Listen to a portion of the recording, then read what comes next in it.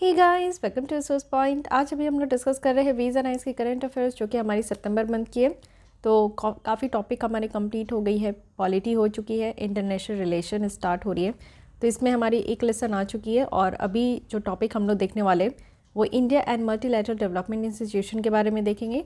और international relation से related जो भी यहाँ पे न्यूज़ इन शॉर्ट्स रही है, छोटे छोटे न्यूज़ जो होते हैं उसे भी हम लोग इसी पार्ट में कवर कर लेंगे। तो चलिए स्टार्ट करते हैं हम लोग अपनी आज के लेसन। स्टार्ट करने से पहले एक शॉर्ट न्यूज़ आप लोग के लिए कि mains answer writing program start हो चुकी है 1 नवंबर से। अगर आप लोग को ज्वाइन करनी है तो आप लोग डिस्क्रिप्शन बॉक्स में जो ईमेल आईडी है वहाँ पे जाकर आप लोग मेल करके ज्वाइन हो सकते हो। डेली आप लोग को मंडे टू फ्राइडे दो क्वेश्चन मिलेंगे। इसमें हम लोग सब कवर करेंगे GS1, GS2, GS3, GS4, okay. और इससे भी आपको वीकेंड में देखने को मिलेगा।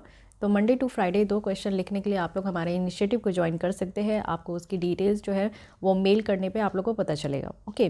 ज्वाइन कीजिए। जिनकी भी प्रीलिम्स हो चुकी है उनके लिए ज़रूर ही ज्वाइन करना चाहिए, आप लोग को प्रैक्टिस करनी चाहिए। एंड मेनी कॉन्ग्रेचुलेशन, क्योंकि प्रीलिम्स की रिज़ल्ट आ चुकी है।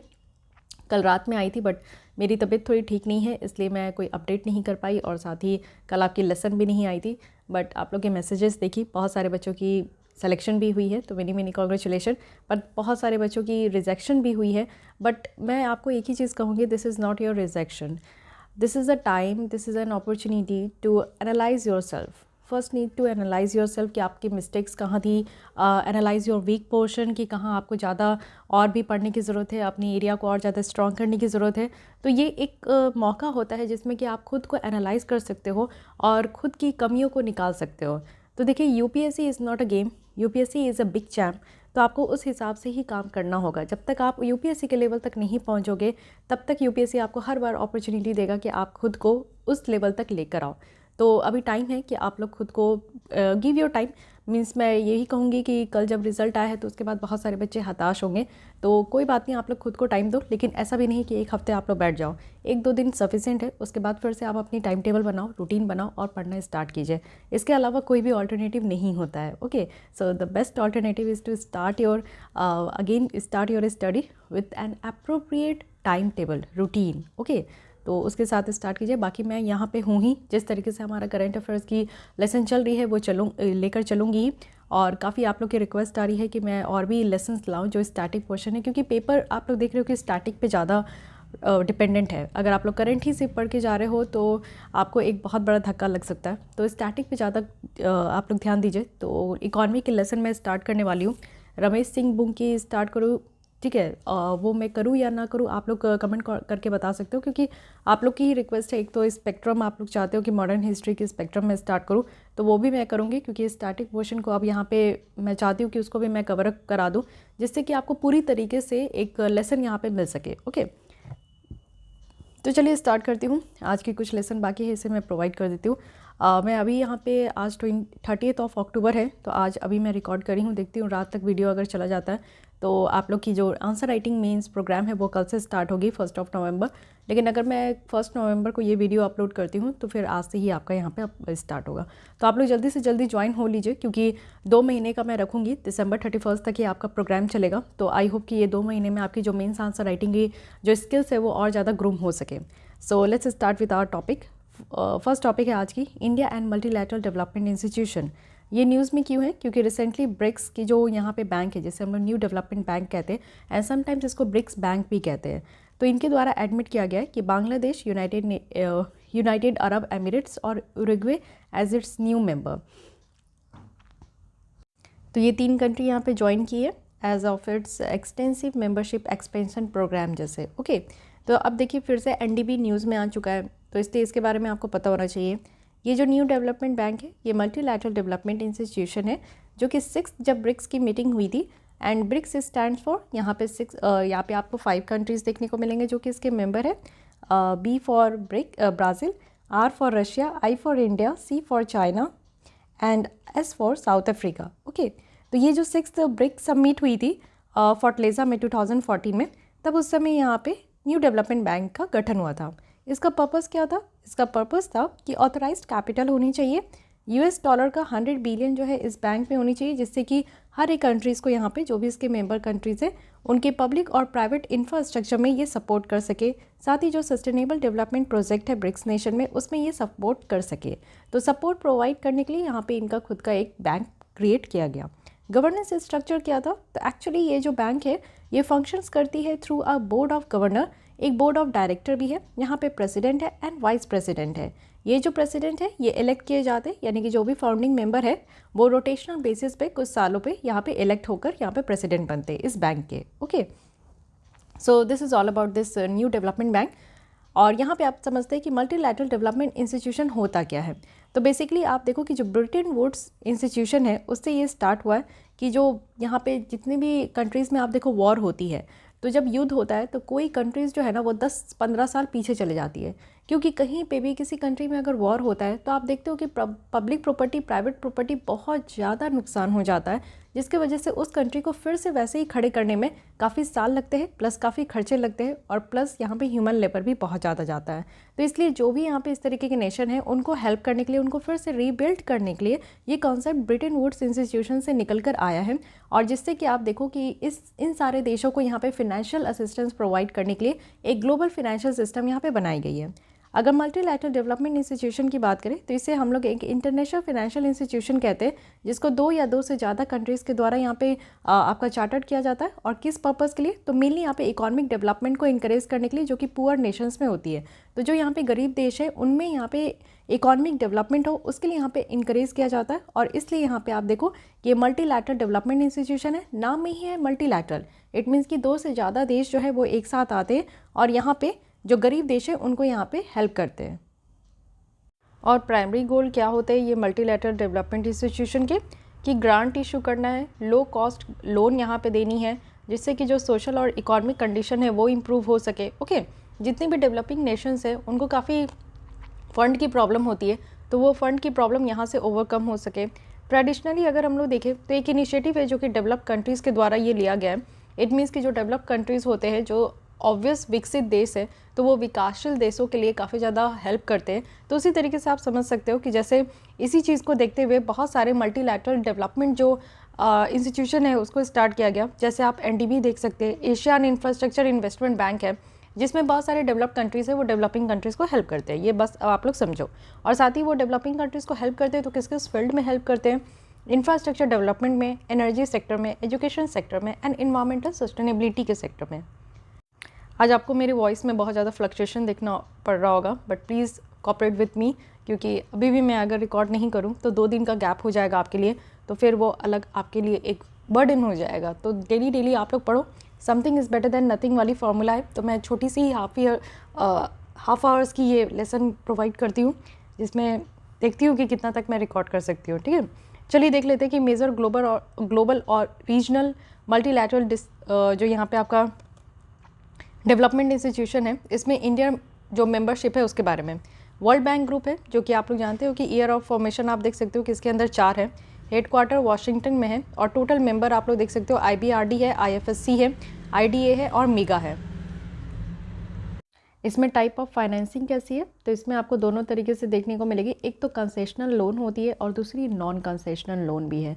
वर्ल्ड बैंक के द्वारा बेसिकली आप लोग देखो कि उस कंट्रीज़ को लोन दी जाती है जो डेवलपिंग कंट्रीज़ है, जो पुअर कंट्रीज़ है, और वैसी कंट्री जो कि अपने देश में सोसाइटी और इन्वायरमेंट के रूप में कुछ डेवलपमेंट करना चाहते हैं। तो उसको वर्ल्ड बैंक जो है हमेशा आप देखोगे कि 100% कभी भी फाइनेंशियल असिस्टेंस नहीं प्रोवाइड करते, लेकिन हाँ 50% यहाँ पे फाइनेंशियल असिस्टेंस प्रोवाइड किया जाता है।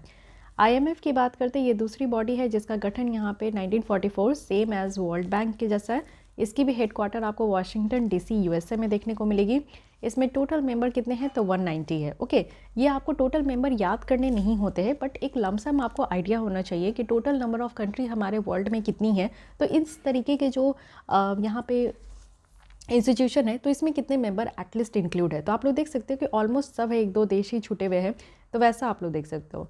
टाइप ऑफ फाइनेंसिंग क्या है कि मेनली ये पॉलिसी बेस्ड लोन देते हैं, और फाइनेंसिंग भी जो करते हैं ना वो यहाँ पे पर्टिकुलरली पॉलिसी रिफॉर्म के लिए ही करते हैं। जैसे कि आप देखो कि कोई देश अपने यहाँ प्राइवेटाइज कर रही है या फिर कोई एग्रीकल्चर इलेक्ट्रिसिटी पॉलिसी रिफॉर्म लेकर आ रहे हैं, तो उसमें अगर फिनेंशियल एड्स की ज़रूरत है, लोन वगैरह की ज़रूरत है, तो स्पेशली इन सारे फील्ड्स में यहाँ पे आपके पॉलिसी रिफॉर्म के लिए यहाँ पे आप देखो कि IMF के द्वारा लोन प्रोवाइड किया जाता है। ओके, तो यहाँ पे अगर मैं लोन के पर्सपेक्टिव में देखूँ तो वर्ल्ड बैंक जो है वो ज़्यादा वाइडर एरिया कवर करते हैं as comparison to IMF। Next यहाँ पे आता है अफ्रीकन डेवलपमेंट बैंक ग्रुप। जैसे कि ये इस बैंक में आपको पता है कि नाम ही है अफ्रीकन, तो यहाँ पे बेसिकली आपको देखने को मिलेगा कि मेंबर कंट्रीज़ जो है ना वो अफ्रीका के सारे हैं, 50 देश से ज़्यादा ही है। तो यहाँ पे आपको देखने को मिला कि टोटल मेंबर यहाँ पे 81 है। ओके, और इनकी हेडक्वार्टर कहाँ है, तो इवॉरी कोस्ट में है। यहाँ पे ईयर ऑफ फॉर्मेशन कब है, तो देखिए यहाँ पे अगर हम लोग देखें तो इस बैंक की फॉर्मेशन 1964 में हुई और अफ्रीकन डेवलपमेंट फंड यहाँ पे लाया गया जो कि 1972 में है। टाइप ऑफ फाइनेंसिंग अगेन ये कंसेशनल लोन और नॉन कंसेशनल लोन भी देते, इक्विटी इन्वेस्टमेंट भी किया जाता है और अफ्रीकन डेवलपमेंट फंड के द्वारा ग्रांट भी यहाँ पे दी जाती है।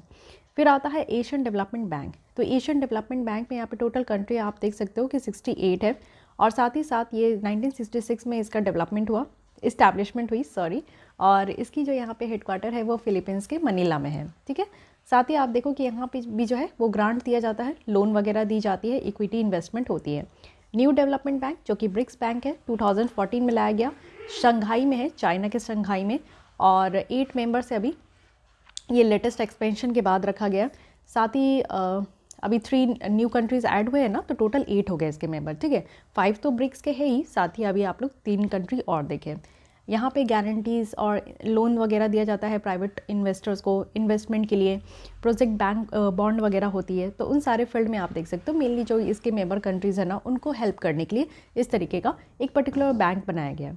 एशियन इंफ्रास्ट्रक्चर इन्वेस्टमेंट बैंक है, मेनली आप देख सकते हो कि AIIB है, इट मीन्स के इंफ्रास्ट्रक्चर के फील्ड में यहाँ पे इस बैंक के द्वारा यहाँ पे फंड दिया जाता है 2006 में। इट मीन्स कि रिसेंट आप देख सकते हो कि सबसे लास्ट हमारे देश में कोई बैंक यहाँ पे क्रिएट हुआ है तो वो है AIIB। इससे रिलेटेड UPSC में क्वेश्चन भी पूछे गए हैं प्रीलिम्स में, तो इसलिए आप लोग को ध्यान देकर पढ़ाई करनी है, क्योंकि इस बार के पेपर में आप लोग समझ गए हो कि जो क्वेश्चन पूछे जाते हैं वो मैक्सिमम आपका 20 से 25 क्वेश्चन ऐसे होते हैं जो कि इस साल के कुछ करंट अफेयर्स के इर्द गिर्द घूमते हैं। बाकी आप लोग देखोगे ना तो UPSC अब पीछे जाके पूछ रहा है, क्योंकि क्वेश्चन टफ बनाने हैं तो टफ तभी हो सकता है जब आप लोग 2-3 साल पहले के करंट अफेयर्स पे ध्यान दो, मुद्दों पे ध्यान दो। ओके, तो इसलिए मैं कहती हूँ कि अगर इस बार भी आपका प्रीलिम्स क्लियर नहीं हुआ तो ऐसा नहीं है कि आपके लिए जितनी भी आपने मेहनत की वो बर्बाद हो गया, नहीं, वो मेहनत आपका ज़रूर काम आएगा नेक्स्ट प्रीलिम्स में, क्योंकि UPSC का अब यही गेम है, तो आप लोग इस गेम में ज़रूर सफल हो सकते हो। चलिए आइए इसमें देख लेते हैं कि टोटल मेंबर आप देख सकते हो कि 100 से भी ज़्यादा है, 103 है। इनका भी यही काम है कि यहाँ पे लोन वगैरह देना होता है। ठीक है, तो ये ध्यान रखिएगा। जो वर्ल्ड बैंक ग्रुप है इसमें आप देखो कि डिटेल में बताया गया, IBRD कहने का मतलब है कि international bank for reconstruction and development है।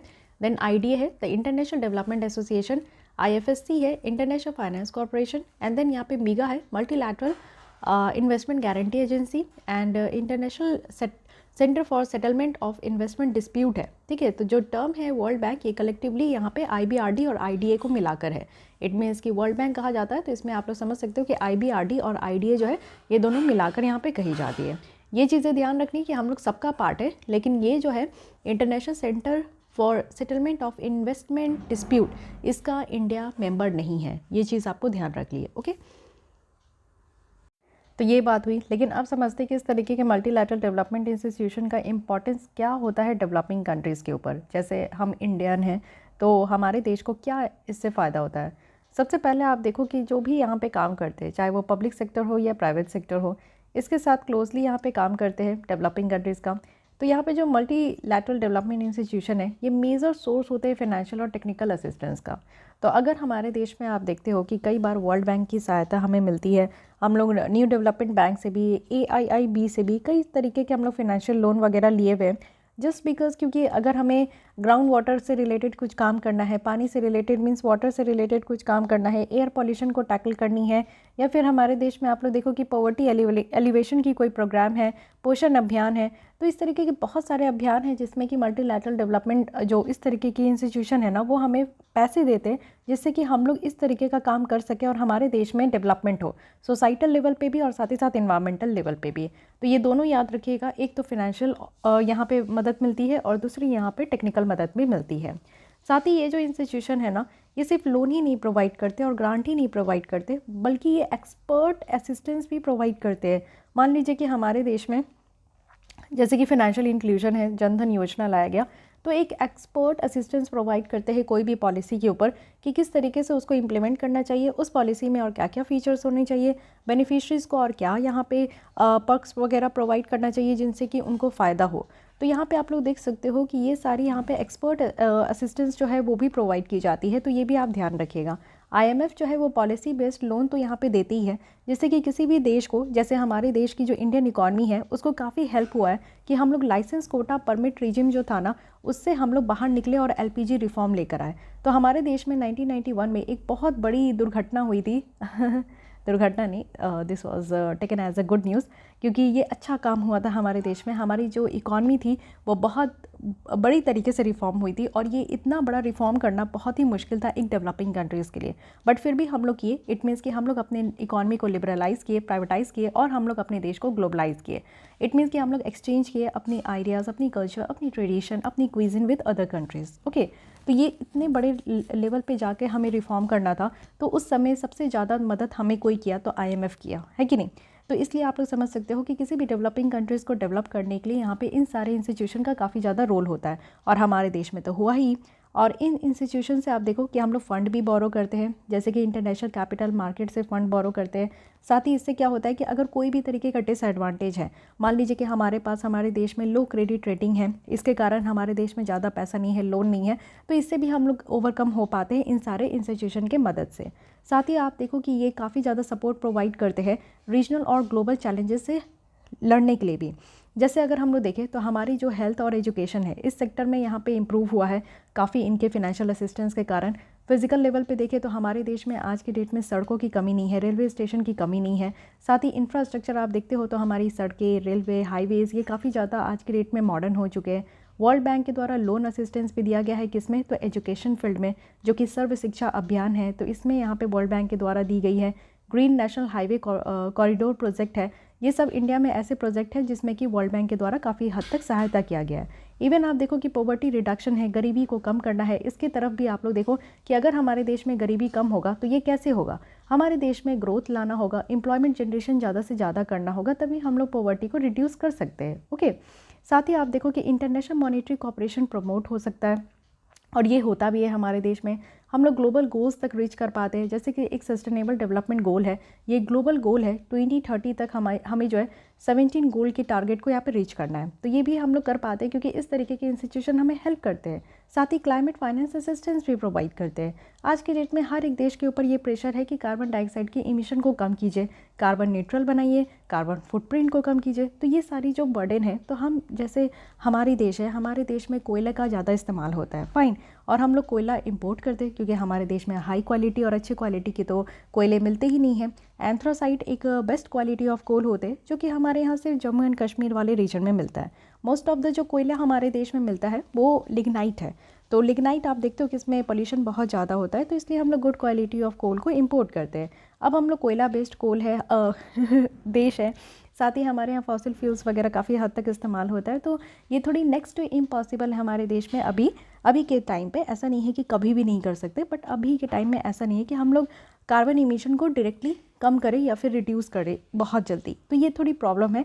तो इसलिए आप लोग देखो कि ये सारे जो इंस्टीट्यूशन है ना, हमें काफ़ी हद तक क्लाइमेट फाइनेंस प्रोवाइड करते हैं, जिससे कि हमें ये मदद मिल पाता है पैसे के रूप में कि हाँ हम लोग स्विच कर पाए। इट मीन्स कि देखो कोयले को हटाकर हम लोग रिन्यूएबल एनर्जी सोर्सेज पे ज़्यादा मूव हो पाए, हम लोग ज़्यादा से ज़्यादा मैन्युफैक्चर करें जो सोलर पैनल होते हैं, क्योंकि वो सारी चीज़ भी अगर हम लोग को रिन्यूएबल एनर्जी पे भी शिफ्ट करना है ना, तो हम लोग बहुत ज़्यादा डिपेंडेंट होते हैं दूसरे कंट्री में, स्पेशली चाइना में, जिससे कि हम लोग सारे जो रॉ मटेरियल है वो हम लोग इंपोर्ट कराते हैं, बहुत सारे जो मॉड्यूल वगैरह है वो हम लोग इंपोर्ट कराते हैं, तो हमारे पास उस तरीके की चीज़ें की भी फैसिलिटी नहीं है।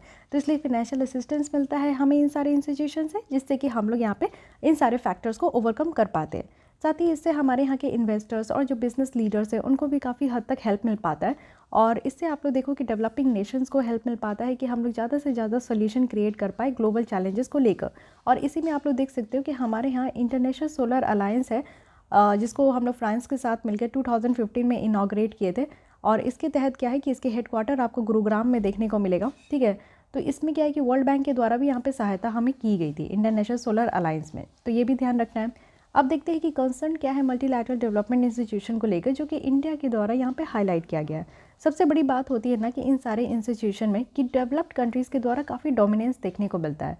जैसे आप देख सकते हो कि ये जो मल्टीलैटरल डेवलपमेंट इंस्टीट्यूशन है, जैसे कि वर्ल्ड बैंक हो गए, IMF हो गए, ये मेनली यहाँ पे जो ग्लोबल नॉर्थ कंट्रीज़ हैं उनके द्वारा काफ़ी हद तक डोमिनेट किया जाता है, और अंडर रिप्रेजेंटेशन है ग्लोबल साउथ कंट्रीज़। आप देखो ये इनकी रिप्रेजेंटेशन ही नहीं है। साथ ही कंडीशन बहुत ज़्यादा इम्पोज किया जाता है। कुछ जो फंडिंग एजेंसीज़ होते हैं ना, उनकी कुछ स्पेशल टर्म्स होती है, वो भी सोर्सेज ऑफ इक्विपमेंट को लेकर, सॉवरेनिटी को लेकर, तो ये एक अलग यहाँ पे ड्रामा क्रिएट हो जाता है। पर्पस ऑफ हेल्प तो है ही, जैसे कि ये सारे इंस्टीट्यूशंस जो है इनको क्रिटिसाइज़ किया जाता है कि वो इंटरनेशनल ब्यूरोक्रेसी जैसा काम करते हैं, और ग्रेटर फोकस क्या होता है कि वो यहाँ पे कैपिटल को मूव करे डेवलपिंग कंट्रीज़ में। इट मीन्स कि डेवलप कंट्री जो इतना पैसे अर्न कर रहे हैं, उनके पैसे को लेकर डेवलपिंग कंट्रीज़ को जो पैसे की ज़रूरत है उनको यहाँ पे पैसा दिया जाता है। तो पर्पस ऑफ हेल्प है यहाँ पे। साथ ही आप देखो कि फंडिंग, जो प्राइवेट फंडिंग है उसकी क्राउडिंग आउट भी होती है। इट मीन्स कि यहाँ पे जो इंक्रीज़ हो रहा है जिस तरीके का एक्सेस कैपिटल का डेवलपिंग कंट्रीज़ के लिए, तो ये जो इंस्टीट्यूशन है ना, ये यहाँ पे क्या करती है कि इससे प्राइवेट इन्वेस्टमेंट जो करते हैं ना वो यहाँ पे कम हो जाती है। इट मीन्स कि डेवलपिंग कंट्रीज़ में आप देखो कि ज़्यादा से ज़्यादा इन्वेस्टर्स जो है वो इंटरेस्टेड होते हैं इन्वेस्ट करने के लिए, बट अगर इस तरीके की इंस्टीट्यूशन ही यहाँ पे पैसा दे दे तो फिर यहाँ पे प्राइवेट इन्वेस्टर्स का क्या काम है, तो इनकी भी रोल यहाँ पे कम हो जाती है। साथ ही इस तरीके से जो इंस्टीट्यूशन यहाँ पे लोन वगैरह देते हैं, ग्रांट देते हैं, उससे क्या होता है ना कि ट्रांसपेरेंसी और अकाउंटेबिलिटी यहाँ पे कम हो जाती है, तो ये भी एक अलग ही प्रॉब्लम निकल कर आती है। तो ये सारे कंसर्न है जो कि इंडिया के द्वारा हाईलाइट किया गया है। वे फॉरवर्ड में बताया जा रहा है कि हमें इस तरीके के इंस्टीट्यूशन को ज़्यादा इंक्लूसिव, रिप्रेजेंटेटिव और डेवलपमेंट बनाने की ज़रूरत है। अगर हम लोग कोविड-19 पैंडेमिक के बाद देखें तो ये जो इंस्टीट्यूशन है ना, ये क्रिटिकल सोर्स ऑफ फाइनेंसिंग है और कैपिटल सपोर्ट है जो कि डेवलपिंग कंट्रीज़ को दी जाती है, जिससे कि जो फिनेंशियल डिस्ट्रेस है उसको ओवरकम कर सके। फॉर एग्जांपल अगर हम लोग देखें तो 2008 की जो ग्लोबल फाइनेंशियल क्राइसिस थी, इसके दौरान क्या हुआ कि ये जो इंस्टीट्यूशन है ये नियरली $222 बिलियन तक जो है वो यहाँ पे प्रोवाइड की गई थी, जिससे कि जो भी यहाँ पे लिक्विडिटी क्राइसिस है ना वो यहाँ पे ओवरकम हो सके। तो 2008 का जो यहाँ पे फाइनेंशियल क्राइसिस है, आई थिंक कि you must have heard about this, और आप लोग सबको इससे अवेयर होंगे। तो यहाँ पे भी आप लोग देख सकते हो कि ये इंस्टीट्यूशन है जो कि इतना बड़ा रकम यहाँ पे प्रोवाइड किए थे, जिससे कि पूरे ग्लोबल लेवल पे जो फाइनेंशियल स्टेबिलिटी है वो निकल कर आई थी। अब रिसेंटली अगर हम लोग देखें तो IMF के द्वारा स्पेशल ड्राइंग राइट्स यहाँ पे एलोकेट किया गया, जो कि $650 बिलियन का था, जिससे क्या हुआ कि फाइनेंशियल सपोर्ट यहाँ पे प्रोवाइड किया गया, और जो कोविड का इम्पैक्ट देखने को मिला ग्लोबल इकोनॉमीज़ में वो यहाँ पे थोड़ा सा सॉफ्टन हो सका, यानी कि यहाँ पे थोड़ी सी जो हार्ड टाइप की जो कंडीशन डेवलप हुई थी तो वो थोड़ा कम हो पाया। ओके, स्पेशल ड्राइंग राइट्स जो है ये क्या है ये आप लोग को बतानी है, और इसमें कितने कंट्री की रिसेंटली करेंसी इस बास्केट में आपको देखने को मिलेगा।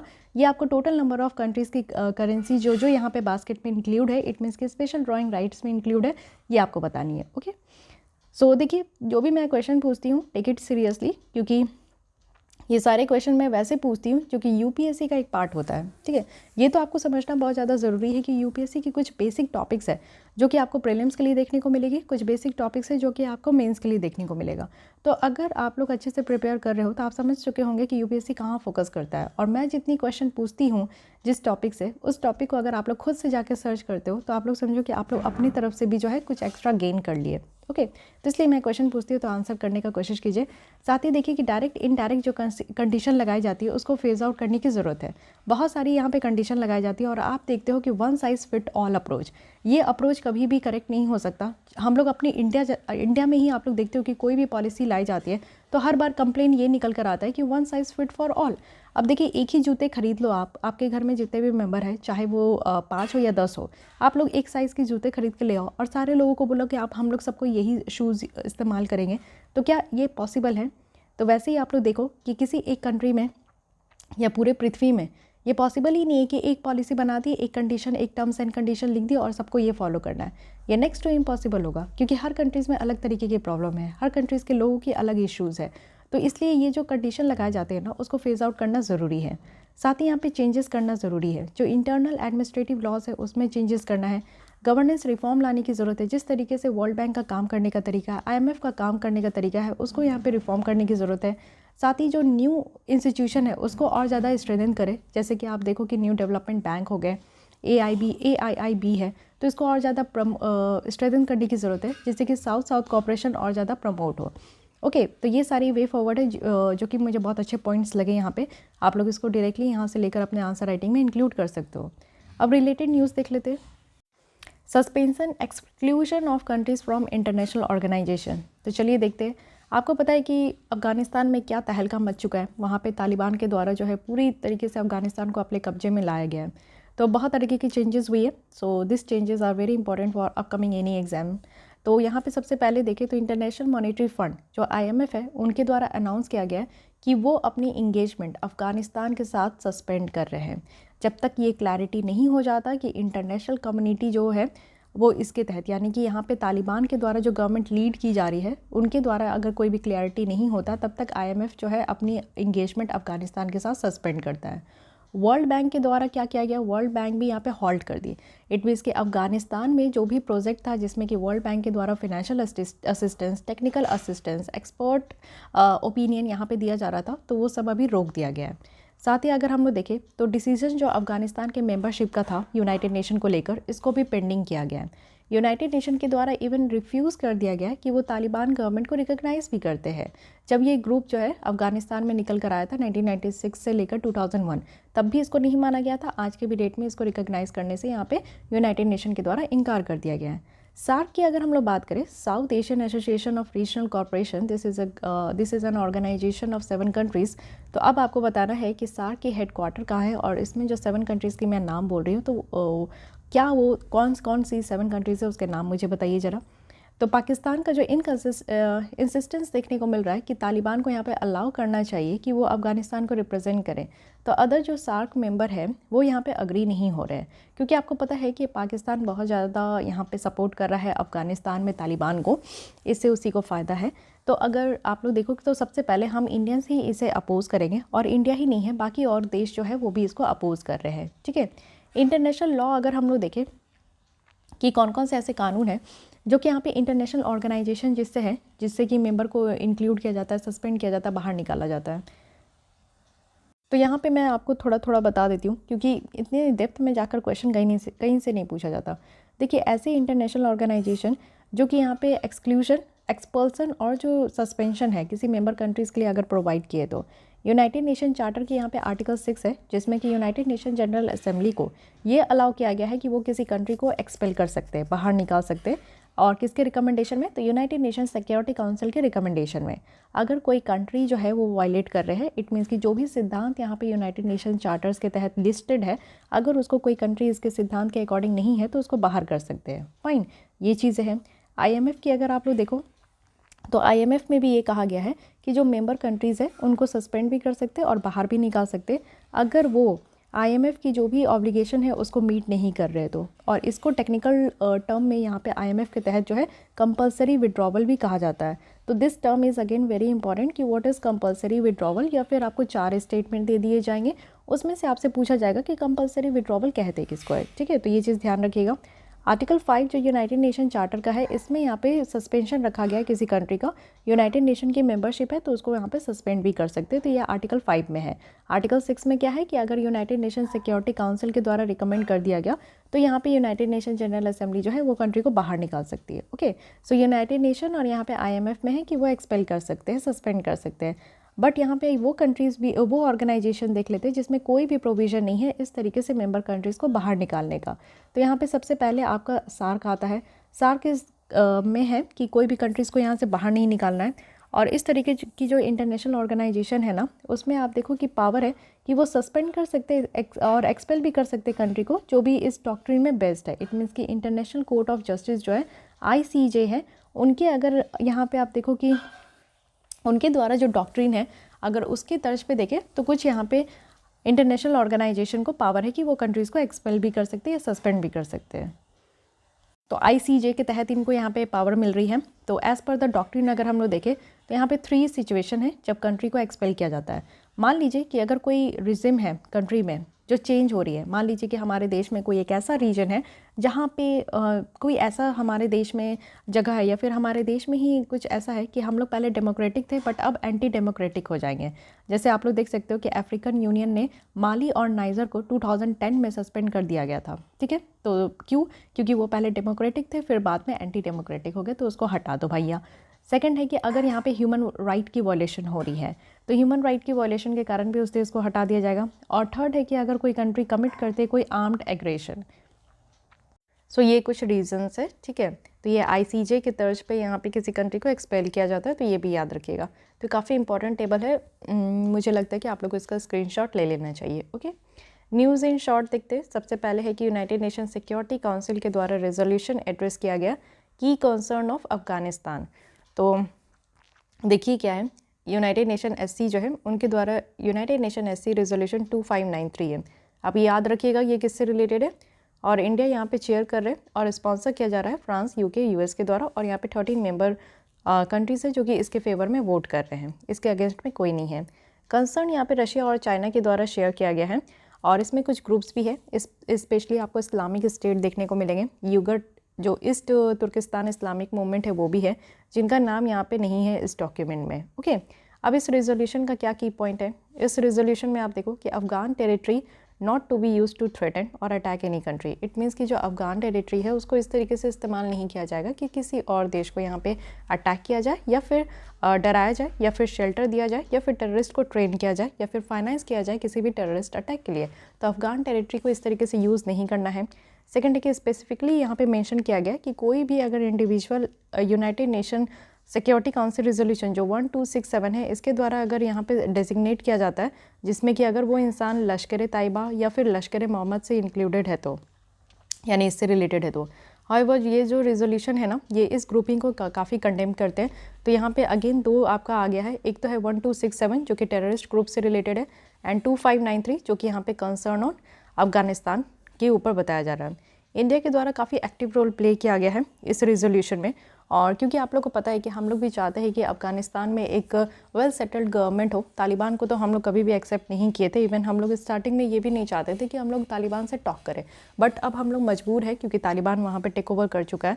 तो इंडिया के द्वारा अपनी 2 इयर्स जो टेन्योर है as a non permanent member वो स्टार्ट हो चुका है हमारा जनवरी 2021 से ही, तो ये भी याद रखना है। परमानेंट अगर मेंबर की बात करें तो यहाँ पे वीटो राइट है। वीटो राइट कहने का मतलब है कि स्पेशल राइट है जो कि सिर्फ परमानेंट मेंबर के ही पास है। और ये 5 परमानेंट मेंबर कौन कौन है, तो ये है China, France, Russia, UK, US। Okay, non permanent member यहाँ पे आप देखो कि इनका टेन्योर 2 इयर्स होता है, तो अभी हम लोग जो यहाँ पे कार्यकाल हमारी है तो 2 साल के लिए है as a non permanent member.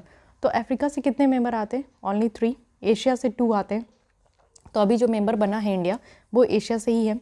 Latin America से 2 है, वेस्टर्न यूरोप और अदर्स से 2 है, ईस्टर्न यूरोप से 1 है। इस सिक्योरिटी काउंसिल की बात करें तो इसकी प्राइमरी रिस्पॉन्सिबिलिटी होती है यूनाइटेड नेशन के तहत कि वो इंटरनेशनल पीस और सिक्योरिटी को मेंटेन करे। वहीं अगर हम लोग देखें तो ये ओनली यूनाइटेड नेशन ऑर्गन है जिसके पास ये पावर है कि वो डिसीजन ले और मेंबर स्टेट्स के लिए जो कि यहाँ पे इम्प्लीमेंट हो सके। Okay, so this is basic about the united nation permanent member and non permanent member. Coming to the next article जो कि है 21st मीटिंग हुई है SCO की, Shanghai corporation organisation council of heads of state in Dushanbe. तो ये जो head of state of council है ये हाईएस्ट डिसीजन मेकिंग बॉडी है इस ऑर्गेनाइजेशन की। SCO की अगर हम लोग बात कर ले तो ये permanent international inter governmental political, economic और मिलिट्री ऑर्गेनाइजेशन है जो कि संघाई में ही फाउंड किया गया था 2001 में। इसकी सेक्रेटेरिएट आपको देखने को मिलेगा जो कि कोऑर्डिनेट करते हैं एक्टिविटी ऑफ द SCO और रीजनल एंटी टेररिस्ट स्ट्रक्चर जिसको रैट्स भी कहते हैं, जिसमें कि जो रीजनल टेररिज्म है उसको कॉम्बैट करने का, सेपरेटिज्म और एक्सट्रीमिज्म है इसको यहाँ पे रोकने का ये काम करती है रैट्स। ओके, की हाईलाइट अगर इस मीटिंग की देख ले तो ईरान के द्वारा यहाँ पे परमानेंट SCO मेंबर जैसा ये ज्वाइन कर लिया गया। तो this is again very highlighted news and very important news for upcoming any exam. तो मैं कोई एनी एग्ज़ाम कहती हूँ तो इट मीन्स कि एनी एग्ज़ाम, क्योंकि ये जो न्यूज़ इन शॉर्ट्स है ना, this will help you in any exam other than UPSC also. तो इसलिए इसको थोड़ा सीरियसली लीजिएगा अगर आप लोग और भी कोई एग्ज़ाम देते हो तो। ईरान के द्वारा यहाँ पे ज्वाइन किया गया है, और किसके साथ साथ यहाँ पे सऊदी अरेबिया है, इजिप्ट है और कतर है जो कि न्यू डायलॉग पार्टनर है। और साथ ही साथ अगर देखें तो SCO की जो समिट है वो यहाँ पे फॉलोड की गई है आउटरीच सेशन जो अफगानिस्तान का है SCO और कलेक्टिव सिक्योरिटी ट्रीटी ऑर्गेनाइजेशन के साथ, जहाँ पे इंडिया जो प्रॉब्लम है यानी कि जिस तरीके से रेडिकलाइजेशन और एक्सट्रीमिस्ट यहाँ पे निकल कर आ रहा है उससे जो भी प्रॉब्लम है उसको हाईलाइट किया गया है हमारे द्वारा। तो अगर हम लोग यहाँ पे कलेक्टिव सिक्योरिटी ट्रीटी ऑर्गेनाइजेशन की बात करें तो एक्चुअली ये रशिया लीड मिलिट्री अलायंस है जो कि कलेक्टिव डिफेंस अगर हम लोग किसी भी मेंबर का देखें तो उसको ये प्रमोट करते हैं। आज के डेट में अगर हम लोग इसके मेंबर कंट्री देखें तो यहाँ पे Armenia, Belarus, Kazakhstan, Kyrgyzstan, Russian federation और ताजिकिस्तान है। इंडिया का भी डिमांड है कि प्रोजेक्ट को कनेक्ट करना, जैसे कि जो भी कनेक्टिविटी प्रोजेक्ट है तो वो ट्रांसपेरेंट हो, पार्टिसिपेटरी हो, कंसल्टेटिव हो। ठीक है, ज़्यादा अगर आप लोग को यहाँ पे इसके बारे में इंफॉर्मेशन चाहिए तो जून 2021 की जो यहाँ पे करंट अफेयर्स मैगजीन है उसको आप लोग फॉलो कर सकते हो, IR वाली सेक्शन को। अब यहाँ पे मैप दिया गया है तो आप लोग देख सकते हो कि यहाँ पे कौन कौन से कंट्रीज़ हैं। तो एक सेकेंड, यहाँ आप देखो कजाकिस्तान है, देन इसके नीचे जस्ट आओगे तो किर्गिस्तान है, जस्ट उसके नीचे आओगे तो ताजिकिस्तान है, एंड देन इस ताजिकिस्तान के अगर आप लोग लेफ्ट जाओगे तो उज्बेकिस्तान है, ये चाइना है, ये रशिया, इंडिया और पाकिस्तान है। ठीक है, अब आते हैं नेक्स्ट, देखते हैं eastern economic forum. Yes, 6th eastern economic forum submit है। तो इंडिया के द्वारा हाईलाइट किया गया कि हमारे और रशिया के रिलेशन कैसे होने वाली है। ईस्टर्न इकोनॉमिक फोरम जो है ये 2015 में इस्टेब्लिश किया गया था और एक इंटरनेशनल फोरम है जो कि हर साल आपको देखने को मिलेगा कि जो रशिया का सबसे ईस्टर्न देश है व्लादिवोस्तोक, वहाँ पे ये आपका फोरम होता है। एक्चुअली क्या होता है ना कि ये जो फार ईस्ट वाला, रशिया का फार ईस्ट वाला जो नेशन है ना, यहाँ पे बहुत कम डेवलपमेंट है, ये अंडर डेवलपमेंट नेशंस है, मतलब कि यहाँ की सिटीज़ है। तो इसको डेवलप करने के लिए इस तरीके की फोरम लाई जाती है, मतलब हर साल ये आपका होता है। काफ़ी प्रॉब्लम हो रही है थोड़ी बोलने में, तो प्लीज़ कोऑपरेट विथ मी। 2019 में क्या है कि इंडिया के द्वारा लॉन्च किया गया ये act far east policy at the forum, और यहाँ पे $1 बिलियन लाइन ऑफ क्रेडिट यहाँ पे प्रोवाइड की गई, जिससे कि जो भी रिसोर्स रिच रीजन है, एक्चुअली ये जो व्लादिवोस्तोक वाला रीजन है ना रशिया का, इसमें बहुत ही ज़्यादा ये रिसोर्स रिच रीजन है, बट क्योंकि ये अंडर डेवलपमेंट है, ये रशिया से बहुत ज़्यादा दूर है, तो इस पर ज़्यादा ध्यान नहीं दिया गया। बट अब कोशिश किया जा रहा है कि इसको ध्यान दिया जाए, और इस रीजन से डायरेक्टली हम लोग कनेक्ट कर रहे हैं कहाँ, तो चेन्नई वाला रीजन को। एक सेकेंड, यहाँ पे मैप था ना, यहाँ पे मैं आपको बता देती हूँ कि व्लादिवोस्तोक जो है आप लोग देख सकते हो कि यहाँ है, फार ईस्ट में है। तो हम लोग कोशिश कर रहे हैं कि किसी तरीके से हमारी कनेक्टिविटी जो है इस तरीके से बने, क्योंकि हम लोग को रशिया जाना पड़ता है, तो हम लोग या तो इस तरीके से घूम फिर के ऐसे जाते हैं, ये वाले रीजन ऐसे जाते हैं, तो क्यों ना हम लोग यहाँ पे चाइना से ही, चेन्नई से ही इसको कनेक्ट करें। ओके, तो ये भी हमारी यहाँ पे एक टॉक थी जो कि पहले भी ये चल चुकी है बात। अब आते हैं इंडिया के द्वारा इंडोर्स किया गया है जो ग्लोबल कोविड-19 समिट है उसके ऑब्जेक्टिव को लेकर। तो ये समिट है जिसको यूएस के द्वारा ऑर्गेनाइज किया गया। इसका एम है कि ग्लोबल टारगेट जो है, जो G7 कंट्रीज़, G20 कंट्रीज़ के द्वारा लाया गया, उसको यहाँ पे इम्प्लीमेंट करना है। अब की टारगेट क्या है कि vaccinate the world. It means कि आप लोग देख रहे हो कि अभी क्या हाल है रशिया में, इटली में 4th वेव वहाँ पे कोविड की आ चुकी है, तो हालत बहुत बद से बुरी है वहाँ पे। तो पूरे वर्ल्ड को कोविड वैक्सीनेट करना ज़रूरी है। G20 कंट्रीज़ को सपोर्ट करना है। 40% जो ग्लोबल वैक्सीनेशन है वो 2021 के एंड तक हो जाना चाहिए, और WHO का गोल है कि एटलीस्ट 70% ग्लोबल वैक्सीनेशन 2022 तक हो जाना चाहिए। तो ये जो यहाँ पे टारगेट है इसे हम लोग अचीव करनी है। अभी सबसे ज़्यादा इंपॉर्टेंट क्या है कि लोगों की ज़िंदगी बचाना, क्योंकि आपको पता है कि कितना ज़्यादा महामारी हो रहा है और किस तरीके से ऑल ओवर द कंट्री जो है हम लोग अभी भी इस पैंडेमिक से जूझ रहे हैं। तो हमें सबसे पहले जो ऑक्सीजन क्राइसिस है, ऑक्सीजन की कमी देखने को मिल रही है, इसको सॉल्व करना है। जो टेस्टिंग गैप है उसको एलिमिनेट करना है, और कुछ जो PPE किट वगैरह जो जिस चीज़ की मैन्युफैक्चरिंग करनी है उसको ज़्यादा बूस्टअप करना है। बिल्डिंग बैक बेटर, यानी कि ज़्यादा बेटर हम लोग को आगे चलकर और भी अपनी देश को बनाना है, पूरे वर्ल्ड वाइड बनानी है, और ग्लोबल हेल्थ जो है उसको और बेटर करना है। प्राइम मिनिस्टर के द्वारा भी यहाँ पे एड्रेस किया गया कि यहाँ पे जो भी रॉ मटेरियल की सप्लाई चेन है, इट मीन्स कि वैक्सीन प्रोडक्शन के लिए उसको बिल्कुल ओपन रखना चाहिए। म्यूचुअल रिकॉग्निशंस करनी है वैक्सीन सर्टिफिकेट के लिए। नेक्स्ट आते हैं US India joint leader statement, A partnership for global food. तो अगर हम लोग देखें तो first in person leader engagement में तो दोनों साइड से यहाँ पे रिव्यू किया गया है क्लोज रिलेशनशिप को लेकर। की हाईलाइट ये है कि यहाँ पे जो शेयर्ड इंटरेस्ट है इंडो पैसिफिक वाले रीजन में उसको प्रमोट करना है, और ये हम लोग कैसे कर सकते हैं। तो ये जो आपको इंडो पैसिफिक वाले रीजन में देखने को मिलेगा, यहाँ पे आसियान कंट्रीज़ है और क्वाड मेंबर है, तो इन दोनों के यहाँ पे हेल्प से जो है इंडो पैसिफिक वाले रीजन को और ज़्यादा यहाँ पे प्रमोट करना है। हमें ट्रेड और जो इन्वेस्टमेंट पार्टनरशिप है उसको डेवलप करना है। क्लीन एनर्जी कॉपरेशन करनी है, साथ ही यहाँ पे जो ग्लोबल टेररिज्म है उसके अगेंस्ट में फाइट करना है। जो पार्टनरशिप है न्यू डोमेन के साथ उसको हम लोग को एक्सपेंड करना है, जैसे आप लोग देखो किस किस फील्ड में, तो साइबर स्पेस के फील्ड में, साथ ही हेल्थ सिक्योरिटी है, सेमीकंडक्टर है, आर्टिफिशियल इंटेलिजेंस है, 5G तो आया नहीं लेकिन 6G के भी बारे में बात हो रही है, तो इन सब के फील्ड में हमें यहाँ पे कॉपरेट करनी है। India and USA sign project agreement for air launched unmanned aerial vehicle. तो देखिए एक्चुअली क्या हुआ है कि डिफेंस टेक्नोलॉजी और ट्रेड इनिशिएटिव है ये, और यहाँ पे ये एक प्रोग्राम लाया गया है, प्रोजेक्ट लाया गया है। तो चलिए इसमें देख लेते हैं। इस प्रोजेक्ट के तहत क्या है कि 2 कैटेगरी रखी गई है प्रोजेक्ट की। पहली है कि जो कि इंडस्ट्री टू इंडस्ट्री प्रोजेक्ट है, जिसको एक्सपोर्ट लाइसेंस के द्वारा फैसिलिटेट किया जाएगा, और सेकंड है यहाँ पे जो कि प्रोजेक्ट एग्रीमेंट के द्वारा किया जाएगा। तो प्रोजेक्ट एग्रीमेंट की बात करें तो वो यहाँ पे अनमैन्ड एयर व्हीकल के लिए है, जो कि सेकंड कैटेगरी की प्रोजेक्ट है, जिसमें रिसर्च, डेवलपमेंट, टेस्टिंग, एवोल्यूशन ये सारा एग्रीमेंट किया गया है। अब देखिए कि हमारा और यूएस का जो डिफेंस रिलेशनशिप है ये काफ़ी स्ट्रॉन्ग है, क्योंकि 2016 में ही यूएस के द्वारा इंडिया को as a major defence partner designate किया गया था। साथ ही अगर हम लोग देखें तो हमारी 2+2 डायलॉग भी होती है, जो कि डिफेंस और फॉरेन मिनिस्टर दोनों कंट्री के आपस में मिलकर बात करते हैं।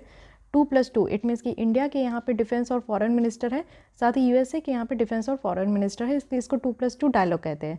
अब आपको ये बताना है कि इंडिया का 2+2 डायलॉग तो यहाँ पे अमेरिका के साथ है, सॉरी यूएस के साथ है, और कौन ऐसी 2 देश है जिसके साथ हम लोग 2+2 डायलॉग करते हैं, ठीक है। Please comment down in comment section. India के द्वारा आप देखो यूएसए की 4 फाउंडेशनल डिफेंस एग्रीमेंट है, हम लोग इन चारों को साइन कर लिए हैं, बहुत अच्छी बात। अब इसके बारे में थोड़ा देख लीजिए। सबसे पहले है gender security of military information agreement, जो कि 2002 में किए थे। किस लिए? तो मिलिट्री के फील्ड में हम लोग इन्फॉर्मेशन को एक्सचेंज करेंगे, बहुत अच्छी बात। सेकंड है कि हम लोग लेमोआ, जिसे कहते हैं logistic exchange memorandum of agreement, इसको हम लोग 2016 में साइन किए। इसमें क्या होगा कि हम लोग एक दूसरे की जो मिलिट्री बेस है ना उसको इस्तेमाल करेंगे अपने लॉजिस्टिक के लिए, यानी कि सामान का जब हमारी शिप जब इंडिया से निकल कर यूएस जाती है तो बीच में जहाँ पे भी यूएस की मिलिट्री बेस होगी तो उसको हम लोग यूज़ कर सकते हैं और लॉजिस्टिक एक्सचेंज के लिए। सेम जो है यूएस भी कर सकता है, इंडिया की जो भी यहाँ पे मिलिट्री बेस है कहीं पर भी तो उसको यूज़ कर सकता है। फाइन। कॉमकासा है, COMCASA is one of the most important यहाँ पे एग्रीमेंट है, जिसे हम लोग communication compatibility and security agreement कहते हैं। इसको साइन किया गया था 2018 में। यहाँ पे क्या है कि दोनों मिलिट्रीज और जो हाई इन टेक्नोलॉजी सेल होगी वो इंडिया में यूएस के द्वारा आसानी से हो पाएगी। थर्ड यहाँ पे फोर्थ एंड लास्ट यहाँ पे बेका, जिसको अभी हम लोग लास्ट ईयर 2020 में साइन किए। This is basic exchange and cooperation agreement. ये क्या है कि हम लोग हाई इन मिलिट्री टेक्नोलॉजी हो गया, लॉजिस्टिक हो गया, जियो स्पेशल मैप हो गया, इन सारी चीज़ों की जो डेटा है, इन्फॉर्मेशन है, उसको हम लोग शेयर करेंगे। तो ये आप समझ सकते हो कि कितनी इंपॉर्टेंट यहाँ पे 4 फाउंडेशनल एग्रीमेंट है जिसको हमारे द्वारा यहाँ पे साइन किया गया है, तो बेटर वन है। ओके, तो गाइज़ यहाँ पे हमारी जो इंटरनेशनल रिलेशन की जितनी भी टॉपिक थी उसे हम लोग कंप्लीट कर लिए। नेक्स्ट हम लोग मिलते हैं इकोनॉमी के टॉपिक के साथ। आई होप कि आपको ये लेसन अच्छी लग रही है, अंडरस्टैंडिंग हुई होगी, आपकी डेवलप हुई होगी। फिर भी कोई डाउट, कोई सजेशन रह जाता है तो you can comment me in comment section. और अगर आप लोग को इसी तरीके से डेली वीडियोस देखनी है तो आप हमारे चैनल के साथ जुड़ सकते हो सब्सक्राइब करके। तो आज के लिए बस इतना ही, मिलते हैं कल हम लोग इसी टाइम पे। तब तक के लिए थैंक यू।